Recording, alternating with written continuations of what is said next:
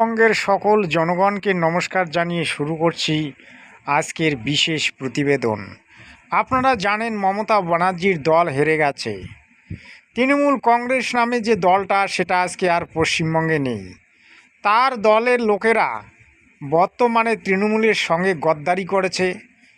বর্তমানে পশ্চিমবঙ্গে দুই ধরনের তৃণমূল হয়েছে, একটা কালীঘাট তৃণমূল, একটা ঋতব্রত তৃণমূল। কেন হলো এটা নিয়ে আজকে দিদির বিস্ফোরক মন্তব্য।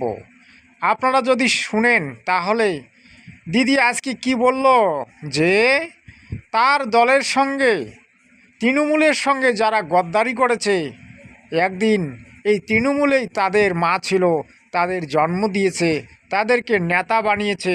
তো আজকে যারা গদ্দারি করলো তাদের স্থানটা কোথায় হতে পারে সেটা কিন্তু দিদি এবার স্পষ্ট বার্তা দিলেন। দর্শক আপনারা শুনবেন আর চ্যানেলটিকে অবশ্যই সাবস্ক্রাইব করে নেবেন। আমি মনে করি নীরবতাই কিন্তু আসল কথাটা বলে। আজকে অনেকদিন বাদে অনেকের অনুরোধে আমি ফার্স্ট টাইম লাইভে কয়েকটি ছোট ছোট কথা বলতে এসেছি। যদি আপনারা ধৈর্য ধরে শোনেন আমি কৃতজ্ঞ থাকব। আমি গতকালও দেখলাম বিজেপি ভোট লুট করে ক্ষমতায় এসছে, এটা আমরা সবাই জানি। এসআইআর লুট করেছে, ভোট লুট করেছে, কাউন্টিং লুট করেছে, সেন্ট্রাল ফোর্সকে দিয়ে কাউন্টিং সেন্টার দখল করেছে, হাইজ্যাকিং করেছে কাউন্টিং সেন্টার। তা সত্ত্বেও আমরা কিন্তু বলেছি যে ঠিক আছে, একটা নতুন সরকার যেভাবেই হোক এসছে, একদিন তো প্রমাণ হবেই, এবং প্রমাণ আমাদের কাছেও আছে, তারা কাজ করুক। কিন্তু কাজের বদলে আমি দেখছি সুস্থ মানুষকে অসুস্থ করে দেওয়ার একটা প্রবণতা চলছে। মহা সন্ত্রাস, এমন সন্ত্রাস শুরু হয়েছে যে যারা আমাদের পক্ষে, যারা আমাদের সাথে আছে, আমাদের কর্মীরা, সহস্র কর্মীদের বিনা কোনো কেস থাকা সত্ত্বেও, এবং যে কেসের কোনো ভ্যালু নেই, কোর্টের অর্ডার না থাকা সত্ত্বেও, তাদের দিনে দুপুরে চুরি, ডাকাতি, ধর্ষণ, গাঁজা, এই সমস্ত নানা রকম বাজে বাজে কেস দিয়ে, যার সাথে কেসের কোনো সম্পর্কই নেই, তাদের লকআপে ঢুকিয়ে দেওয়া হচ্ছে, ঘর বাড়ি জ্বালিয়ে দেওয়া হচ্ছে। অনেক সাধারণ মানুষ ঘর ছাড়া, অনেক তৃণমূল কংগ্রেসের কর্মীরা ঘর ছাড়া। এবং সবচেয়ে দুঃখের ব্যাপার হচ্ছে, যারা তৃণমূল কংগ্রেসের সিম্বলে জিতে, আমার সই করা সিম্বলে জিতে, তারা আজ বলছেন 2023-এর পরে নাকি এই পার্টির কোনো অস্তিত্ব নেই, আমাদের 2027-এর অক্টোবরে আবার ইলেকশন করার কথা, এখন নয়। কারণ এটা 22 সালের সিদ্ধান্ত, ওয়ার্কিং আমাদের প্লেনারি সেশনে কনস্টিটিউশন সংশোধন করে কনস্টিটিউশনে এটা বলা আছে, পার্টির কনস্টিটিউশনে। এবং যদি 2023-এই পার্টির রেকগনিশন শেষ হয়ে যায়, তাহলে 2026-এ আপনারা ইলেকশনে দাঁড়ালেন কি করে?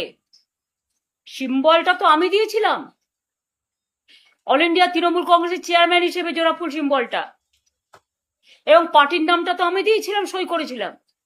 আপনাদের নামগুলো আমার অফিস থেকে গেছে সই করা অবস্থায়, এবি ফর্ম জমা হয়েছে, ইলেকশন কমিশন অ্যাকসেপ্ট করেছে, তবেই না দলের প্রার্থী হয়েছেন। আর আজকে জিতে গিয়ে, যেহেতু বিজেপি নানান ছলে বলে কৌশলে কঠোরতায় নির্বাচন কমিশনকে সাথে নিয়ে ভোট লুট করে, নাম কেটে, নানা রকম অছিলায় সেন্ট্রাল ফোর্সকে দিয়ে একটা ভোট লুট করেছে, 2 মাসও ধৈর্য ধরতে পারলেন না, 2 মাসও ধৈর্য ধরতে পারলেন না, এত তাড়াতাড়ি দলের সাথে বেইমানি করে চলে গেলেন।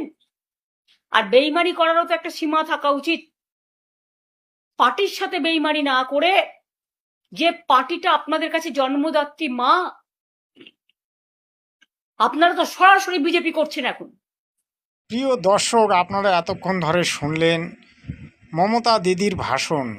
তিনি দুঃখে পড়ে আজকে যে কথাগুলি বললেন, সেই কথাগুলির পরিপ্রেক্ষিতে আমি একটা সুন্দর ব্যাখ্যা দিতে চাই। আপনারা মনোযোগী হয়ে শুনবেন। দেখুন, যেমন কর্ম তেমন ফল। যে যেমন কর্ম করবে ঠিক তেমন ফল সে এখানেই পাবে। রবীন্দ্রনাথ ঠাকুর বলেছিলেন, কোথা স্বর্গ, কোথা মর্ত, কোথা পাতাল, এখানেই আছে সব কিছু। সব কিছুই মানুষের মধ্যে বিরাজমান আছে। যেখানেই তুমি স্বর্গ খোঁজো, সেই স্বর্গটা কিন্তু এখানেই আছে। যদি প্রকৃত স্বর্গ থাকে তাহলে বাবা মার শ্রীচরণেই স্বর্গ আছে, এখানেই স্বর্গ সুখ ভোগ করা যায়।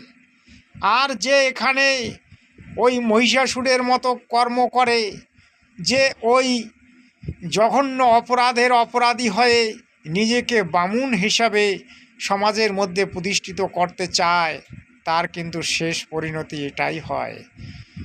মানুষকে ঘৃণা করলে মানুষ কিন্তু তোমাকে ঘৃণা করবে, আর মানুষকে যদি তুমি ভালোবাসো মানুষ তোমাকে ভালোবাসবে। দিদি আমার তার ভাইপোকে ভালোবেসে এমন জঘন্য অপরাধী তৈরি করে দিল, মানব সমাজ আজ সেই অপরাধীর জন্য, পশ্চিমবঙ্গের মানুষ আজ সেই অপরাধীর জন্য জায়গায় জায়গায় আন্দোলন করেছে, জায়গায় জায়গায় প্রতিরোধ গড়ে তুলেছে, জায়গায় জায়গায় প্রতিবাদ করেছে। কিন্তু দিদি মুখ্যমন্ত্রী থাকাকালীন অবস্থায় সেই ভাইপোর কথাগুলোকে ডান কানে শুনেছে। সে যেটা করেছে সেটাই রায় হয়েছে, সেটাকেই সে প্রতিশ্রুতি দিয়েছে, যার কারণে বাংলার মানুষ অতিষ্ঠ হয়ে উঠেছে। বাংলা দুর্নীতি চায় না, বাংলা চায় শান্তি, বাংলা চায় শিল্প কলকারখানা, বাংলা চায় কর্ম, বাংলা তোমার ওই লক্ষ্মীর ভাণ্ডার, কৃষক বন্ধু, রূপশ্রী এই সমস্ত চায় না দিদি। বাংলা চায় তোমার কাছে কর্ম, বাংলায় চায় মানুষের উন্নতি, বাংলায় চায় শিক্ষা প্রতিষ্ঠান। আপনি কি করলেন? যারা চাকরি পেল 26,000 চাকরি, তাদের চাকরি চলে গেল। কিছু সংখ্যক তৃণমূলী গুন্ডা নিজেদের ব্যক্তিগত সম্পত্তি বাড়িয়ে ফুলে ফেঁপে উঠল, সেগুলো মানুষের নজরে পড়ল এবং মানুষ ধীরে ধীরে তৃণমূল ত্যাগ করা শুরু করলো। আর আজকে সেই পরিণাম কিন্তু আপনি নিজে চোখে দেখতে পাচ্ছেন। কিছুদিন আগে আপনার গলার আওয়াজটা কাউয়ার থেকেও অধম ছিল, কিন্তু বর্তমানে সেই গলাটা আপনি নরম করেছেন। মানুষকে কখনো ছোট ভেবে কাজ করবেন না, মানুষকে কখনো ঘৃণা করবেন না। মানুষ দুর্নীতি চায় না, মানুষ চায় একটা সুশৃঙ্খল পরিবেশ, যেন শান্তিতে ঘুমাতে পারে, পশ্চিমবঙ্গে যেন শান্তির বাতাবরণ আসে। কিন্তু তোমার এই বিগত 5 বছরে আমরা কি দেখলাম? চোর, কয়লা চোর, ছাগল চোর, গরু চোর, ভেড়া চোর, শিক্ষা চোর, যা যাবতীয় চোর সব কিছুই তোমার দলের মধ্য থেকে পাওয়া গেল। তো যারা সৎ মানুষ, যারা সৎ ব্যক্তি, তারা কিন্তু তোমার দল ত্যাগ করেছে দিদি। তুমি রাজনীতি বুঝতে পারো, রাজনীতি জানতে পারো, কিন্তু ধর্মনীতি তোমার জানা নেই। তুমি যদি সত্যি ধর্মনীতি জানতে, তাহলে তোমার দল 35 কেন 50 বছরও পশ্চিমবঙ্গে থাকতো। কিন্তু তুমি একটা সম্প্রদায়কে এমনভাবে মাথায় তুলে নিলে, মনে হয় যেন ওই সম্প্রদায়টা তোমাকে ভোটে জিতিয়েছে, তোমাকে একেবারে মুখ্যমন্ত্রী বানিয়েছে। তুমি এটা ভুলে গেছো যে পশ্চিমবঙ্গে সনাতনীর সংখ্যাগরিষ্ঠতা বেশি। মুসলমানরা যদি এককভাবে সংখ্যাগরিষ্ঠ দেখায়, মুসলমানরা কিছুই করতে পারবে না, কারণ মুসলমানরা কোনো জায়গায় জিততে পারবে না। আজকে 20% 30% মুসলমান হয়ে 70% সনাতনীদের বিরুদ্ধে ওরা লড়াই করতে চায়, আর তাদেরকে সঙ্গে নিয়ে তুমি পশ্চিমবঙ্গে টিকে থাকতে চাও। এটা তোমার ধর্মনীতি ছিল না, এটা তোমার রাজনীতিও ছিল না, এটা তোমার কোনো রকম কোনো অলৌকিক দৃষ্টি সম্পন্ন কোনো নীতি ছিল না। সনাতনীরা তোমাকে খুব ভালোবাসত, হিন্দুরা তোমাকে খুব ভালোবাসত, তুমি ব্রাহ্মণ পরিবারের মেয়ে, কিন্তু তুমি ইমাম ভাতা তো একেবারে এবার হুমায়ুনের নামে কেস হয়েছে, মুসলমানদের হয়তো জন্য হুমায়ুন কি কবির করলে কি না করলে জেলে যেতে পারে। সনাতনীদেরকে তুমি দিনের এটা বেলায় এক নম্বর খবর। ২ নম্বর একেবারে খবর কি হচ্ছে, গালিগালাজ করো এবার আসবে এবং এক আইন, সনাতনীদের এক দেশ, বিরুদ্ধে এক কথা কথা, বলো। এক নিয়ম। সনাতনীরা তো যেটা আমরা তোমার ACC বিরোধিতা নামে করেনি, জানতে পারছি। তোমাকে এই মুখ্যমন্ত্রী আইনে বানিয়েছে, মুসলমানদের যে বহু তোমার বিবাহ দলে প্রথা, এটা বন্ধ হবে যুক্ত হয়েছে, এবং কিন্তু ভারতবর্ষে তাদের সম্মান একটি তাদের প্রথা মর্যাদা সংস্কার তুমি বিধি আছে, রাখোনি। তার বিশেষ করে বিরুদ্ধে উত্তরবঙ্গকে কিন্তু তুমি নতুন কোনোদিন আইন ভালো আসবে। নজরে দেখোনি। তারপরে উত্তরবঙ্গের মানুষ মাদ্রাসায় এবার তোমাকে বন্দে ঘৃণার মাতরম চোখে গাইতে বাধ্য। দেখেছে, কারণ মাদ্রাসা তাই স্কুলগুলিতে আজ সরকারি তোমার টাকা এই নেওয়া হয়, পরিণতি কিন্তু হয়েছে। তো সরকারি প্রিয় নিয়ম দর্শকও এবং আজকে এটাই ভারতবর্ষের বলতে যে চাই, সংবিধানের যার নিয়ম যেমন পালন কর্ম করা হয় তেমন না। ফল। তার জন্য মাদ্রাসায় মমতা ব্যানার্জি বন্দে যেমন মাতরম মানুষের সঙ্গে গাইতে বাধ্য গদ্দারি করা করেছে, হবে এবং আজ তার ভারতের যে জাতীয় নিজের সঙ্গীত, দলের সেটা লোকেরাও কিন্তু গাইতে বাধ্য তার করা সঙ্গে হবে গদ্দারি করে বা চলেছে। বাধ্য করা হচ্ছে। কারণ সে এবার ৩ সনাতনীদের নম্বর সঙ্গে খবর, গদ্দারি করেছে, এটাই তার সব আসতে থেকে চলেছে বড় ভুল নতুন আইন, এবং বড় সরকারি পাপ। টাকা চুরি করে। আজকে আসতে 50 চলেছে নতুন আইন, বছরেও সরকারি টাকা এই চুরি বিজেপি করে যে বাংলা সম্পত্তি থেকে বিদায় বানিয়েছে, নেবে না, সেই এটা সম্পত্তি তুমি জেনে রাখো সরকার দিদি। প্রয়োগ করে এই দেবে। বলে সেই আজকের সম্পত্তির এই উপর প্রতিবেদন সেই শেষ ব্যক্তির করছি। কোনো অধিকার সকলের থাকবে কাছে না। আশা রাখবো তারপরে আপনারা বেশি দিন অবশ্যই আর চ্যানেলটিকে নেই, সাবস্ক্রাইব তারপর করে হচ্ছে নেবেন। বেশি দিন আর নেই, অসংখ্য এমন একটি অসংখ্য আইন আসতে ধন্যবাদ চলেছে। জানিয়ে এখানেই ভারতবর্ষ প্রতিবেদন হবে শেষ সনাতন করলাম। রাষ্ট্র। জয় হিন্দ।